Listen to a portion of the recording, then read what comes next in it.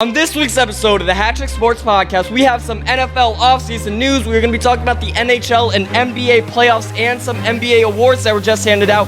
We are going to be talking about some MLB updates. We're going to be ranking the top 5 HatTrick Sports moments and end it off with some Hall of Fame, yay or nay. And by the way, it's episode 100. Here we go! Woo! Wow. Welcome to HatTrick Sports, starring your host, Isaiah Carpenter. Bringing you the biggest sports headlines every week. This is the HatTrick Sports Podcast.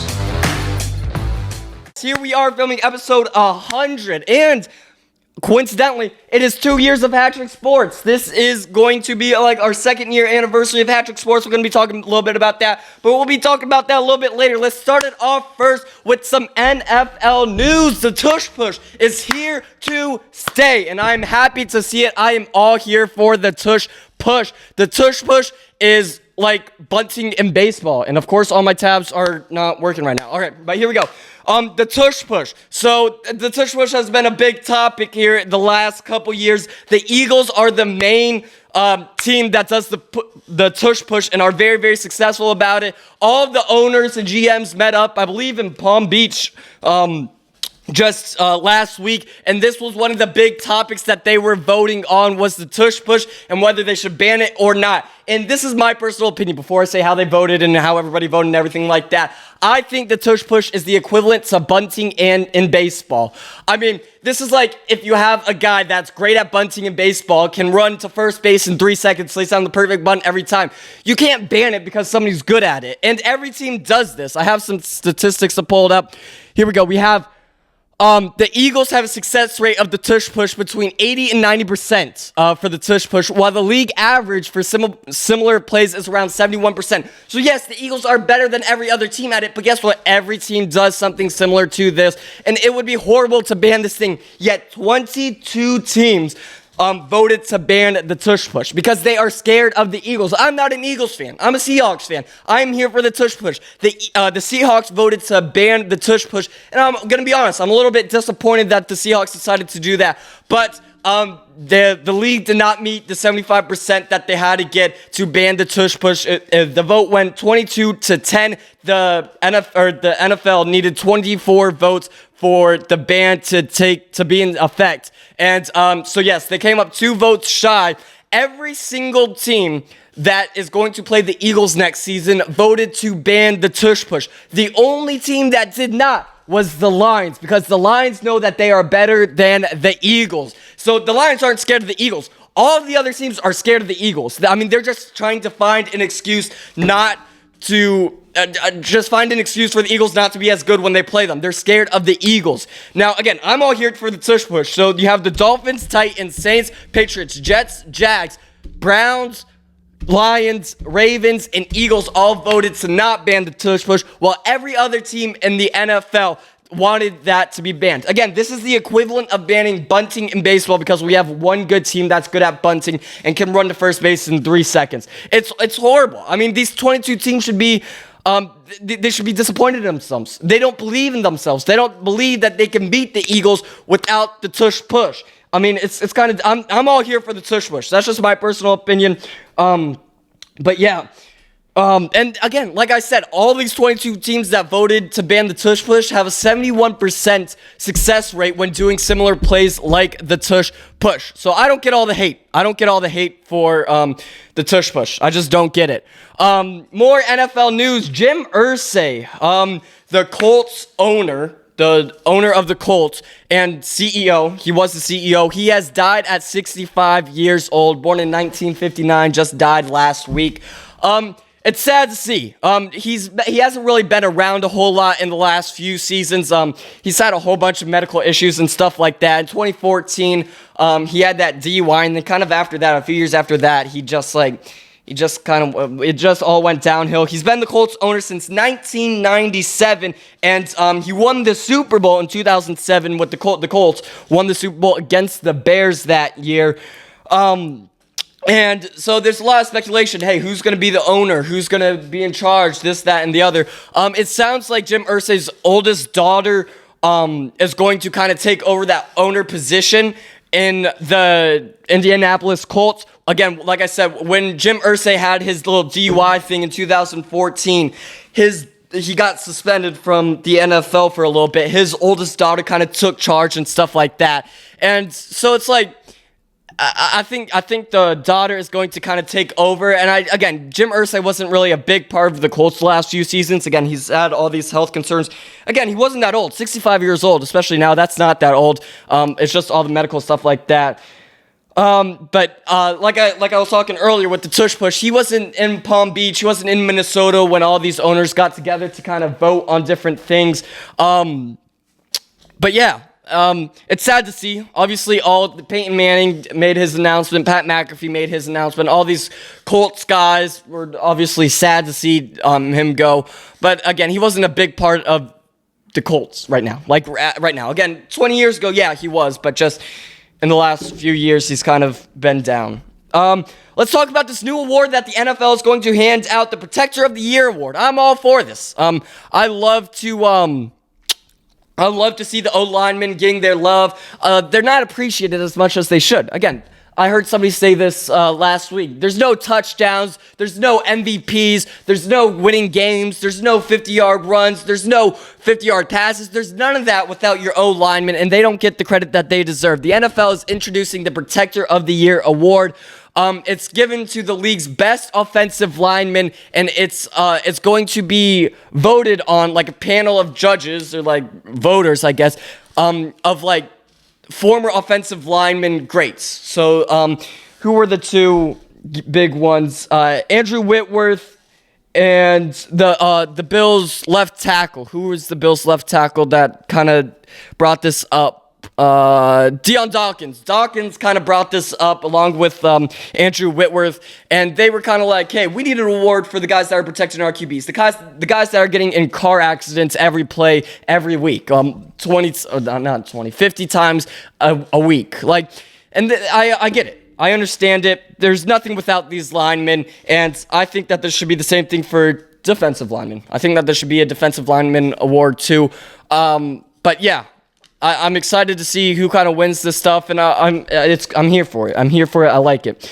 But that is all we have for NFL news. Let's move on to MLB news. Paul Skeens. I mean, what a waste of a career this guy has started off. He has officially been in the MLB for over a year at this point, and it doesn't sound like he's going to get traded anytime soon, which is unfortunate. Right now in 2025, he has played, I don't know how many games he's played. He's played in 11 games so far this season. He is, I'll go to that later. He has a 2.1 wins above replacement with the Pirates. He has a 2.36 ERA with a 0.95 whip, 68.2 innings pitched with 70 strikeouts, 18 walks. He has 3.9 strikeouts per walk. 70 divided by 18, duh. Giving up 47 hits, only 20 runs within the 68.2 innings pitched. 18 of those are earned runs, so only 18 earned runs in those 68.2 innings pitched. But guess what? The Pirates don't have the offense. The Pirates don't have the offense, so he is sitting at 3-5 right now. He has 3 wins, 5 losses. This can't happen. It's a waste of a career. This guy should be going for the Cy Young right now. He should be in the running for Cy Young right now, but the Pirates just can't score runs when he's pitching. He's had a phenomenal first 2 years, and it's just he has more losses this year than he did last year just because he can't get the run support. It's unfortunate to see. Yeah, again, he should be in the ballot for, or he should be in the running for Cy Young, but he can't with a 3-5 record. That's just uncalled for.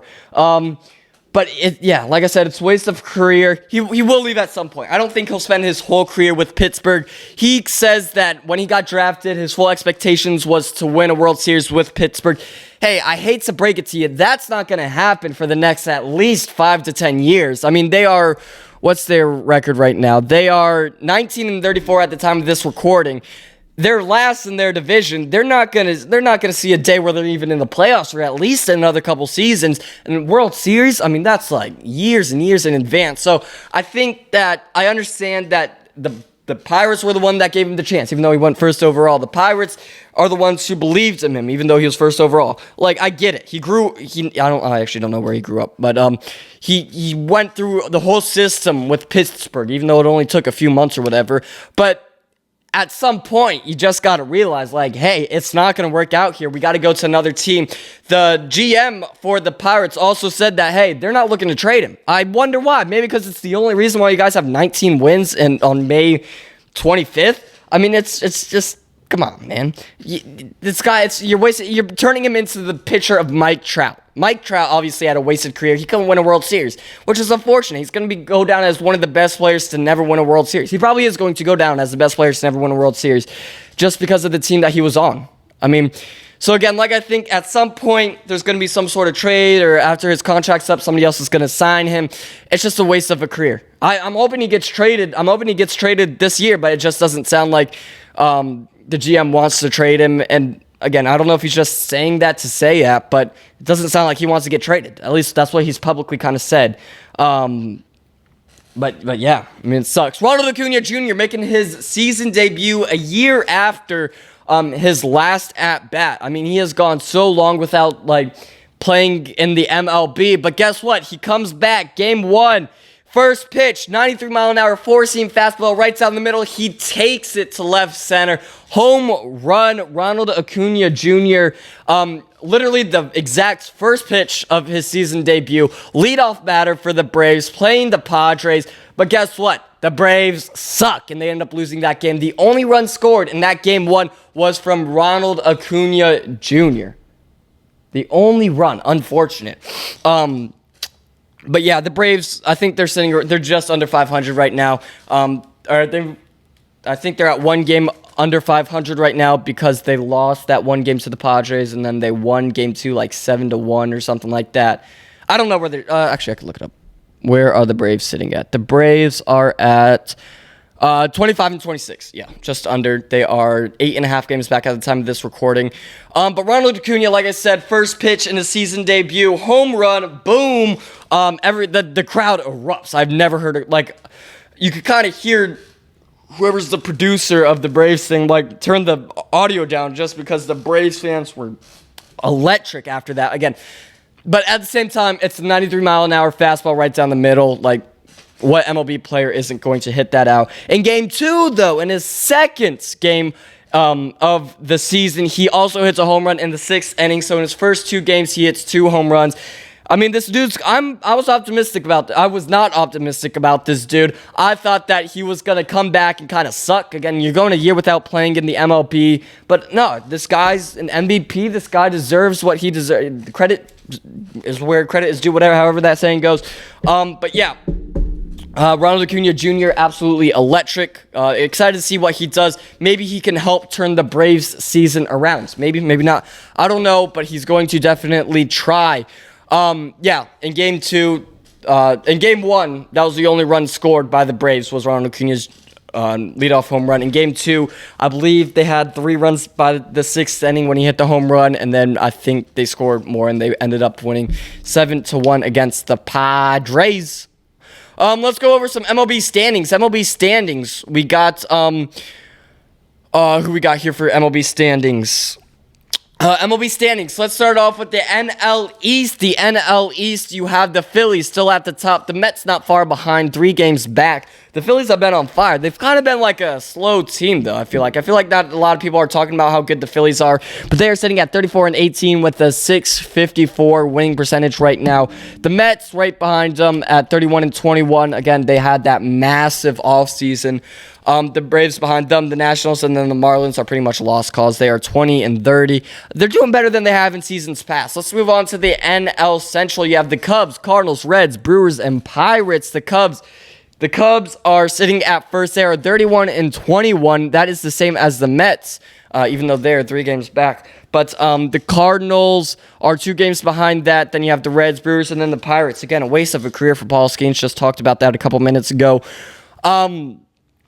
But yeah, the Pirates are sitting at 19-34. Tariq Skubal just casually thrown 102. Okay, just got an alert from Jeff Passan. I'd make sure it wasn't anything important. Pirates not doing so hot. They're not going to make the postseason. They're 12.5 games back. 50 games into the season, 48 games into the season. Let's move on to the NL West. The Dodgers, as always, sitting in first in the NL West. The Dodgers are sitting at 32-20 with a .615 winning percentage. The only team that's better than them right now, I believe, are the Phillies and Tigers. The Phillies and Tigers are the only two teams better than them, even though it seems like the Dodgers are the best team in the league right now. The Giants are 2 games behind them, and then the Padres, they just had that horrible slump the last couple of weeks, and they are 3 games back. They were up there with the Dodgers, but no, they just let it get away from them. The Padres are there, and then the Diamondbacks, and then the Rockies, man. The Rockies, they won their 9th game. They have won. Listen to this. This is I love telling Yankees fans this. The Rockies, let's start off. Over 10% of the Rockies' wins this season so far have been against the Yankees. Just because they lost.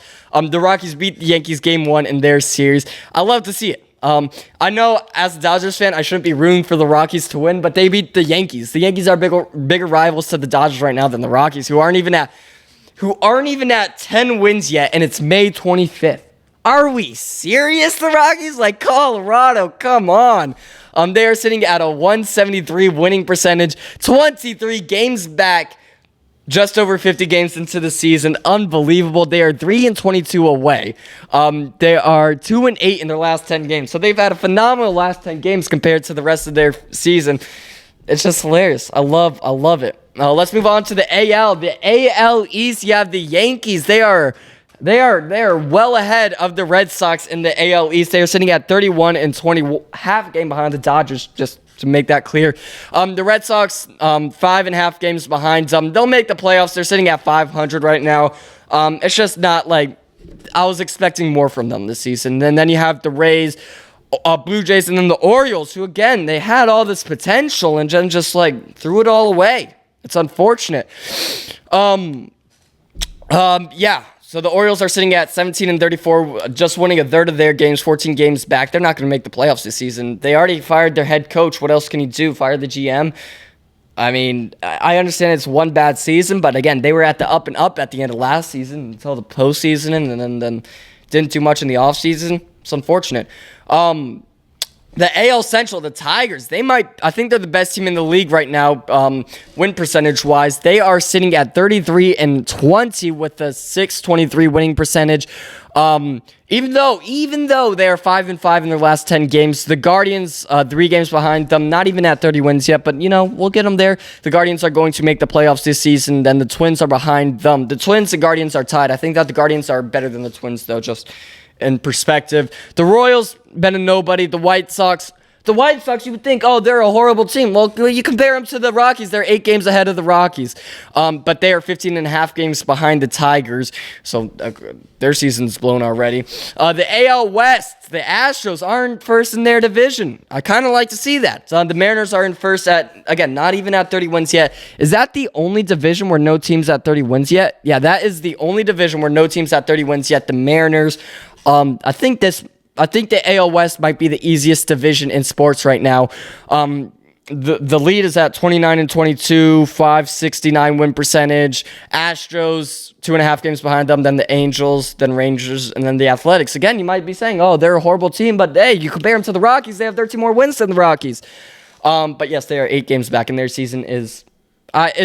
There's about a 1% chance that they make the playoffs right now. Not looking good for them. And they have lost the last 10 games. They have not won a game in 2 weeks.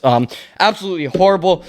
Let's go over this. Hey, May 29th, 2023, HatTrick Sports became a thing. We published our first podcast. It was me, Micah, and Hunter. If you guys remember, it's been just me for over a year now. And the 2-year anniversary is coming up this Thursday, May 29th. It's exciting. And coincidentally, this is our 100th episode, so it's very, very exciting. It's been a wild ride. It started with me, Hunter, and Micah, and that was the HatTrick. It was all 3 of us, And yeah, it was fun. It's been a lot of fun. It still is fun. But that's why it's called the HatTrick. 3 goals, 3 people.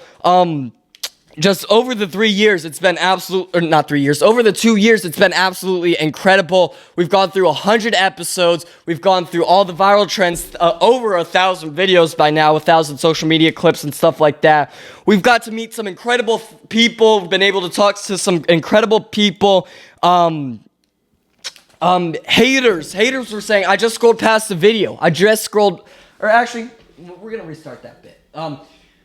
May 20, let's do this. I meant to do this earlier. But, May 23rd, 2023, HatTrick Sports was officially a podcast. We were officially how do I restart that? That is horrible, guys, if you guys are live on TikTok.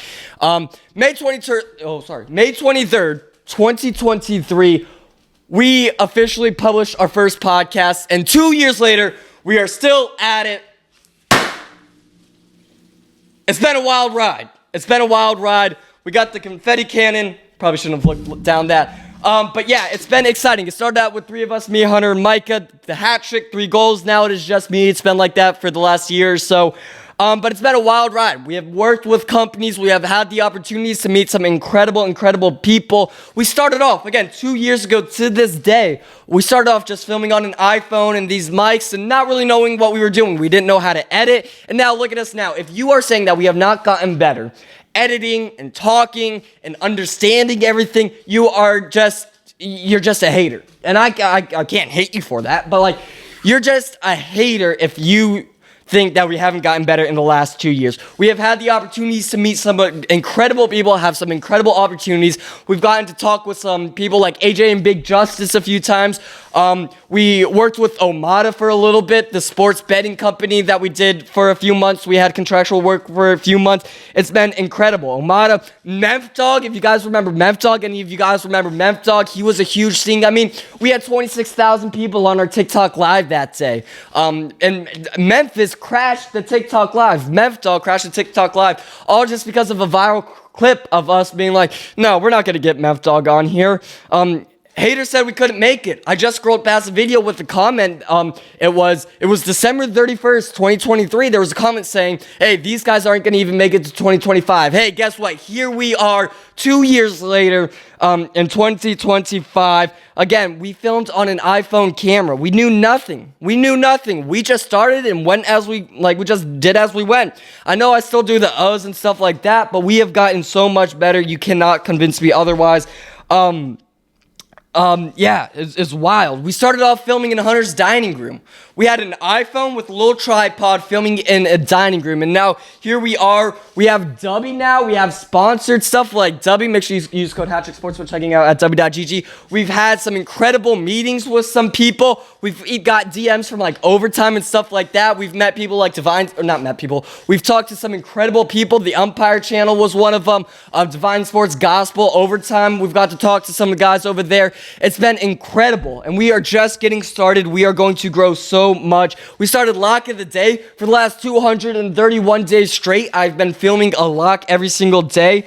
It's exciting. It's been exciting. The last 2 years have been incredible. I want to thank absolutely, everybody. You got to thank everybody, right? Even the fans, the haters, everything. Omada, AJ and Big Justice, Overtime, Divine Sports Gospel, Umpire Channel, literally everybody that's interacted with us, anybody that's ever seen it. Dubby, huge shout out Dubby. Everybody who's ever sponsored us, the haters, everybody. You got to thank them all. This wouldn't be possible without them. We've had millions of views in the last 2 years. I mean, if you told me 3 years ago that we would have millions of people seeing my face, that was just unrealistic. And now here we are. It's unbelievable. It's exciting to see. We get thousands of people seeing us every day, and we're just getting started. I want to thank there's other people that go along with HatTrick Sports. I always say we and stuff like that because I think of HatTrick Sports as like a company. We got a graphic designer that we can always count on, that we pay to do stuff. If a file's corrupt in the podcast, hey, we have a guy that does that. You guys have given me the opportunity to produce podcasts for other companies. This is my first time publicly saying this in HatTrick Sports. Because 2 years ago we decided to turn on the camera and talk about sports, I've had the ability to make this into a job where I am now getting paid tons of money to produce podcasts for other companies, and they are happy with our stuff, and it's been incredible. It's been an incredible run, and again, like I said, we're just getting started. People said we wouldn't last till 2024. Guess what? Went through 2024. People say we wouldn't last till 2025. Here we are at 2025. We're gonna go until the wheels fall off. We got a ball till the day we fall. So I want to thank every single person, and it's been incredible 2 years, and I can't wait to see what else we have to do in the next couple years. So for everybody on TikTok Live, thank you. I don't know if anybody's on the TikTok Live, but thank you guys for literally everything. We've gone through TikTok bans. We've gone through everything. It's been incredible. It's been incredible. But let's move on. Let's keep it going with the HatTrick Sports thing. Where are we at? Sorry. Like I said, we are officially 2 years into HatTrick Sports, our 100th episode. So that means we have to rank the top 5 HatTrick Sports moment in HatTrick Sports history the last 2 years. At number 5, I completely forgot about this until I literally just went through the DM like last week. I went through the DM last week. I forgot that we did this.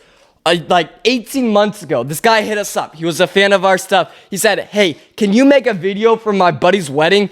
Just basically saying hi, just a personalized video of that. And again, it was me, Mike, and Hunter. We were like, what? Like, nah, this dude's kidding. So we make like the 30-second video. The dude paid us like $50 or something like crazy like that just for like a 30-second video shouting out his guy at the wedding. I haven't heard back from that guy. If you are watching this and we made a video for you for your friend's wedding, hit us up. Hit the DMs and stuff like that, or email us, do whatever you got to do. I want to hear how that went. I completely forgot about that until just a couple days ago. I went past the DM. I think it was during the TikTok ban. Went past the DM and saw that. So that's at number 5. Completely forgot about that, but that's an incredibly cool moment. And number 4 was everything Memf Dog. I mean, we were talking about hockey, and then Hunter was like, oh, somebody was like, we need Memf Dog on. Or I think I said like, oh, we need Memf Dog on. Hunter was like, no, we're not having Memf Dog on. And that just went viral. That just went completely viral. It was insane to see go viral. Then we had Memf Dog on. We had 26,000 people on our TikTok Live that day. He crashed our TikTok Live in his HatTrick Sports debut. So that takes the number 4 spot. At number 3, again, we talked about this a year ago. We filmed like a little documentary thing about HatTrick Sports. But the thing is, I had all the clips out. I had spent hours and hours and hours and hours and hours editing it.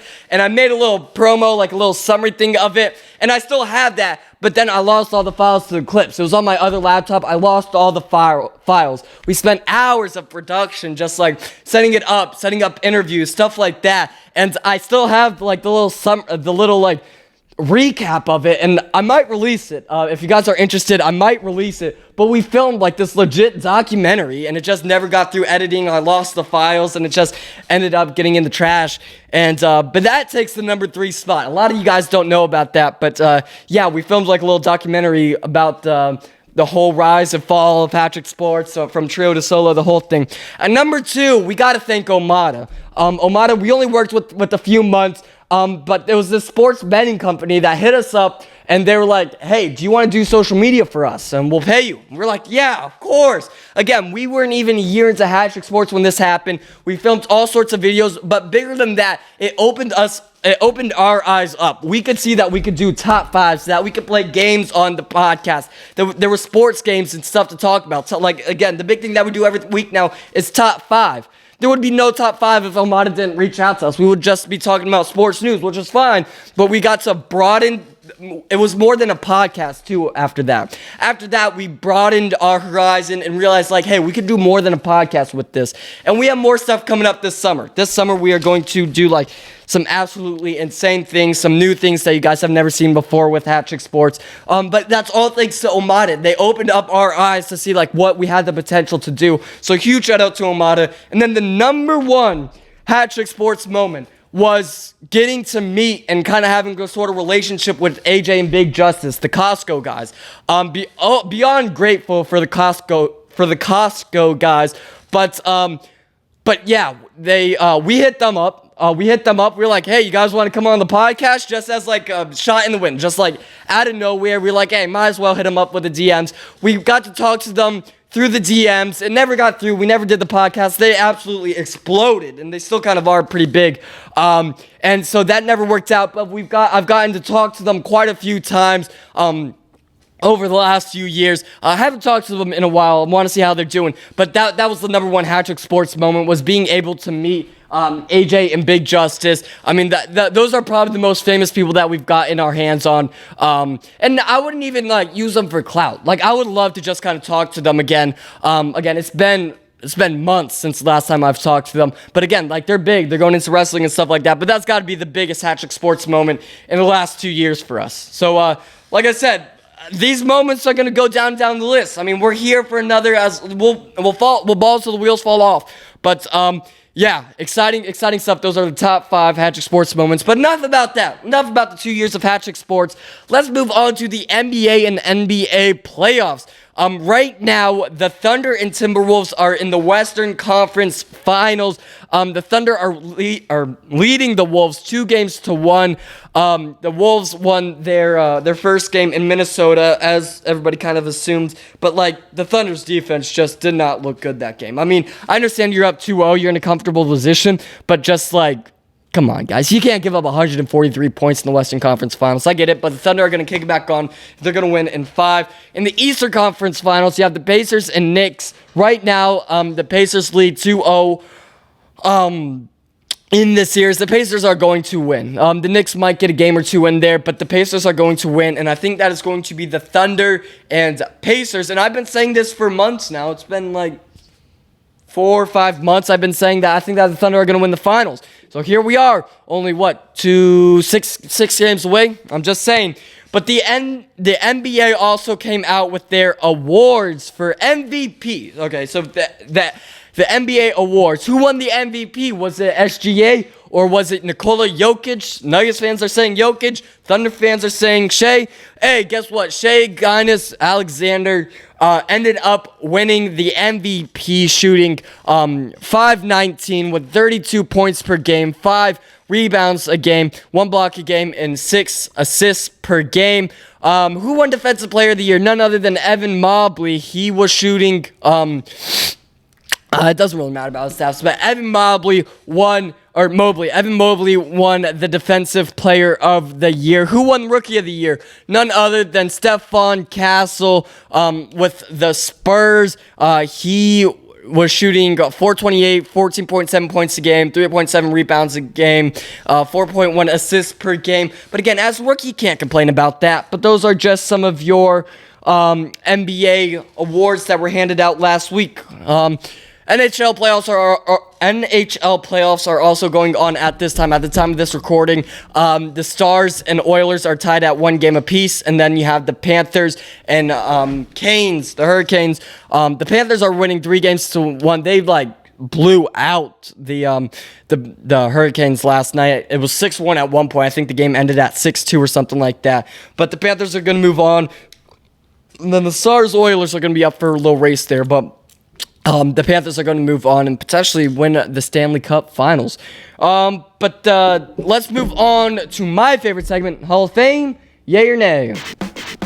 All right, Hall of Fame, yay or nay. You got Shai Gilgeous, whatever. SGA, you got SGA Alexander. He has been playing in the league since 2018-2019 season. He just won his first MVP, the 2024-2025 MVP. He averages, in his career, he's averaged 24.4 points per game, 4.8 doubles, total rebounds, 5.1 assists. He's shooting 50.1 from field goals, and he's too young. He's too young to make it into the HatTrick Sports Hall of Fame. Very prestigious hall that you have to be in. So give it a few more years, and he has a very bright future. But yeah. I think that is going to do it for the 100th episode of the HatTrick Sports Podcast. Thank you guys for watching. We will see you guys next week for episode 101.